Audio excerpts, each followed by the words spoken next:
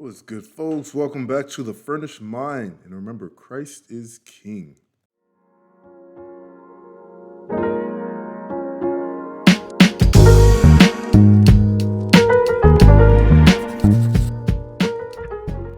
So this is a story that's been trending nonstop since mainstream media, of course, the propaganda arm of our government, decided to quote this speech out of context and cause it to go viral with the bloodbath statement. They're making the case that Trump is calling for a bloodbath if he doesn't get elected, and that's not even close to what was actually being said. But it didn't matter because everyone ran with the AP, USA Today, New York Times, LA Times. They ran with the bloodbath comment and made a claim that Trump is saying, if I don't get elected, it's going to be a bloodbath. But that's not what happened. But let's go ahead and actually play that video to listen to what he said himself. China now is building a couple of massive plants where they're going to build the cars in Mexico and they think that they're going to sell those cars into the United States with no tax at the border. Let me tell you something to China. If you're listening, President Xi, and you and I are friends, but he understands the way I deal, those big monster car manufacturing plants that you're building in Mexico right now, and you think you're going to get that, you're going to not hire Americans, and you're going to sell the cars to us. No, we're going to put a 100% tariff on every single car that comes across the line, and you're not going to be able to sell those cars. If I get elected, now, if I don't get elected, it's going to be a bloodbath for the whole, that's going to be the least of it. It's going to be a bloodbath for the country. That'll be the least of it. But they're not going to sell those cars. They're building massive factories. A friend of mine, all he does is build car manufacturing plants. He's the biggest in the world. I mean, honestly, I joke about it. He can't walk across the street. In that way, he's like Biden. But for building a plant, he can do the greatest plants in the world, right? That's all he cares about. I said, I'd like to see one of your plants recently. I said, I'd like to see, where can we go? Well, we have to travel to Mexico. I said, why Mexico? He said, because that's where the big plants are building. China's building really big plants in Mexico, and Mexico's building. What about here? Well, we're building much smaller plants here. Can you believe it? Folks, this is the dirty game of politics. You can't approach these kind of conversations vacuously. You always have to keep it within its proper context. The context he was discussing was regarding the auto industry. He's saying it's going to be a bloodbath within the auto industry if we allow China to build all their major plants in Mexico and send them to the US rather than building them here. That's the claim he's making. Honestly, at the end of the day, our nation has been taught to refute this whole nationalistic idea that it's wrong, that it's a sin to love your country and stand by your country. Guys, if they're not building jobs in our country, we're the ones that are going to suffer. And people need to remember that. If we don't have jobs, if we don't want to place our nation first, it's only going to get harder for us. We're already feeling the full weight of the economy and how poor it is.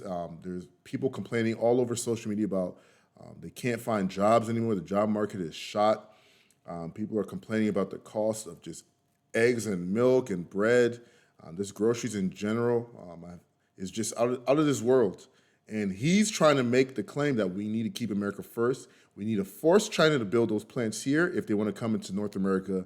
That way we can benefit our citizens because people are struggling. There's not enough jobs. There's not enough money. People aren't making enough income. Inflation is not slowing down. Biden's still printing money and sending it overseas to Ukraine and all these other nations. So what are we going to do about it? Here's a man who's saying he's going to do something about it, but yet they want to take his words out of context and make it seem like he's saying if he doesn't win the election, it's going to be a bloodbath, period. He's saying it's going to be a bloodbath for the auto industry.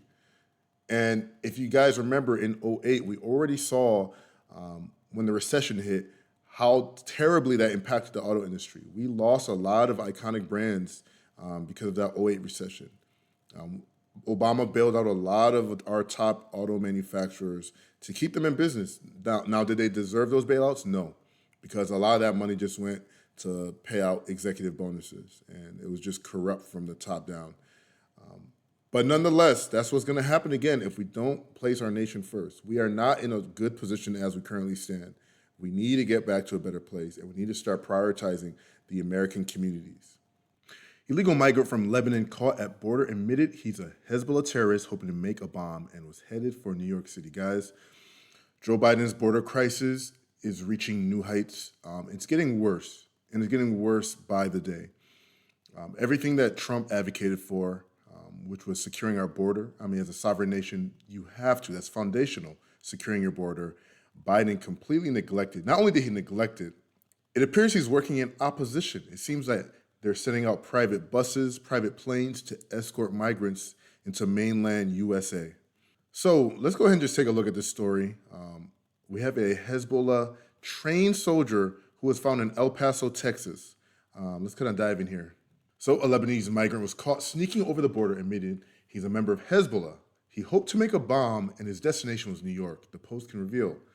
Bessel El-Badi, 22, was caught by Border Patrol on March 9th near El Paso, Texas. While in custody, he asked what he was doing in the U.S., and to which he replied, "I'm going to try to make a bomb," according to the Border Patrol document exclusively obtained by the New York Post. News outlets were supposed to be reporting what's going on at our border. They've been making the claim that it's all misinformation. We have federal agencies that claim that this is disinformation. The border is controlled. The border is no longer at a point of chaos. We can trust the Biden administration and their leadership, and of course, their press secretary to give us factual data and information regarding our border and immigration. But that is not true. Not only do we have Mexican migrants coming in illegally, or just South American in general, who are making their way up. It sounds like they're flying in from Ecuador, and then they travel up through the forest. Many migrants are being killed during this trip, coming up from Ecuador all the way up through Central America, through Mexico into the U.S. A lot of migrants are getting killed. Children are getting killed. They're getting caught up in trafficking. The stories are horrendous. And of course, we should be working together with Mexico to secure our borders, but that's not happening. So in El Paso, of course, we have a soldier trained with Islamic militant extremist group, Hezbollah, and he said he wanted to come make a bomb. But Abadi later claimed in an interview that he had been trying to flee Lebanon and Hamas because he didn't want to kill people, and said, once you're in, you can never get out, according to internal ICE documents. To first claim you came in to make a bomb and to travel to New York City, then to say you didn't want to kill people and you were fleeing Lebanon and Hamas. I'll tell you this, if anybody who has a connection to any terrorist group comes into our nation and makes a claim, hey, I don't want to kill people, sounds like BS to me. Abadi said in a sworn interview after his arrest that he had trained with Hezbollah for 7 years and served as an active member guarding weapon locations for another 4 years, the document said. So he was a trained soldier for Hezbollah for 7 years. We're not dealing with somebody who bumped into a terrorist group and then fled because he didn't want to kill somebody. This is somebody who's been indoctrinated into this belief system. This is somebody who is on a mission. You don't come from the Middle East through the southern border of the United States trying to make it into our country illegally and want us to believe that you're here in good faith. This begs the question, what is going on in terms of military-age men coming into our country illegally? We see a lot of military-age men coming here with connections to extremist groups. They don't come here with wives, they don't come here with children, they're just coming by themselves, very little belongings and possessions. What do you guys think is going on? I believe these are sleeper agents. I believe they're being placed in strategic positions, and when that time comes, they're all going to be activated, and then whatever atrocities that may happen, it will happen within mainland United States of America. We've been blessed for so long to never see war on our soil, but it looks like those days are coming to an end because this is so strategic. It looks like our federal government's in cahoots with, again, the global powers, and if it's true, what we read about Agenda 2030, I just pray for our nation, and I pray that we can continue to work and build the kind of lifestyle that we want to have in our nation, as every nation should have the right to do so.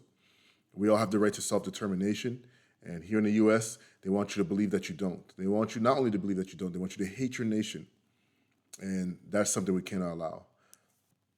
Border agents continue to see a surge in migrants whose names appear on the terror watch list entering the U.S. illegally as crossings continue at record levels.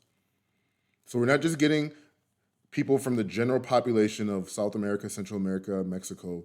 We're getting people who are on the terror watch list. So Hezbollah, an Iran-backed terror group, has launched missiles into northern Israel following Hamas's attack on October 7th that have killed about a dozen IDF soldiers and 7 civilians. He said he had originally hoped to go to New York and then move around the country. The body was immediately placed into isolation and was referred for an interview with the Tactical Terrorism Response Team for making terroristic threats to personnel. So not only did they take his statement where he claimed he wanted to make a bomb, it looks like while he's in isolation, he's making terroristic threats to personnel. Who knows? They don't list what kind of threats were made, but if you say terroristic threats, it sounds like it backs up his original statement. The FBI and White House likely coerced social media platforms into removing post-appeals court rules. This is not new news. In fact, the main reason why I returned back to Twitter a couple years ago when Elon Musk purchased Twitter was because they were releasing the Twitter files. And everybody remembers the Twitter files. It was Elon, Matt Wallace, and a few other journalists that he handpicked. They were going through internal correspondence within X and connected with other federal agencies as well. And it looks like they created portals communicating with government agencies to censor articles that were trending, suspend pages without giving them any idea how long they would be suspended for. It was a lot of nonsense going on. And in my belief, I believe they were engaged in election interference in the 2020 election. But here we go again. It looks like we have the FBI and White House likely coerce social media platforms. And it's going to the Supreme Court. So we're going to see how SCOTUS rules on this, but let's go ahead and just dive into this article. And guys, just looking at Joe Biden, if this is not the most incompetent administration and executive leader in at least my lifetime, it's embarrassing what he's done for our country. He's thrown us to our enemies, and we're watching in slow motion, in real time, actually. We're watching in real time our country being picked apart, piece by piece. But let's go ahead and dive into this.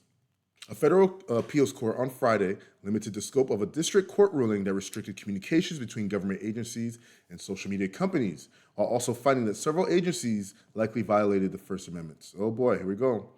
The ruling will make it easier for several federal agencies to communicate with social media companies such as Meta, Google, and X, formerly known as Twitter, to flag concerns they see on the platforms. Still, officials who remain subject to the modified injunction, including those in the White House, must remain careful that their discussions with the platforms won't be construed as coercive. They don't want that data to be misconstrued as coercive because the legality behind it. Because if the Supreme Court deems that the messages to these big tech companies were coercive in nature, that will violate the First Amendment. But if they're making the argument that they were persuaded rather than coerced, there's no obstacles at that point, and they're in the clear. The original case was brought by the Attorney General of Missouri and Louisiana, who alleged that federal officials unduly pressured social media firms to limit speech on their platforms as they communicated concerns about posts related to the COVID pandemic or elections. Terry A. Daughtry, a Donald Trump-appointed chief judge for the Western District of Louisiana, issued an injunction in July that would significantly restrict these kinds of discussions, though he made exceptions for federal officials to warn about national security risks or criminal activity. Obviously, we see the writer of this article is referencing what happened in 2020, and we knew that was nonsense. The federal government made the claim that this was in the name of fighting misinformation online.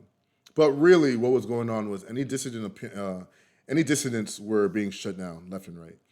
Anybody that spoke against the JAB, anything regarding Fauci, anything regarding lockdowns, you were all shut down. Accounts were suspended indefinitely without any communication, any explanations. And people were wondering, like, what's going on? And it was these portals that they created with the federal agencies where you had federal officials telling them, suspend this person, stop the Hunter Biden article from trending regarding his laptop, even though that did impact how people voted in 2020. There was a poll done regarding that New York Post article and Hunter Biden's laptop. With that being said, folks, you guys let me know your comments down below. Like, subscribe. Obviously, there's a lot going on in American politics right now. It's tough to keep up with everything, but at the end of the day, guys, remember, keep Christ number one. Christ is king above all. With that being said, deuces.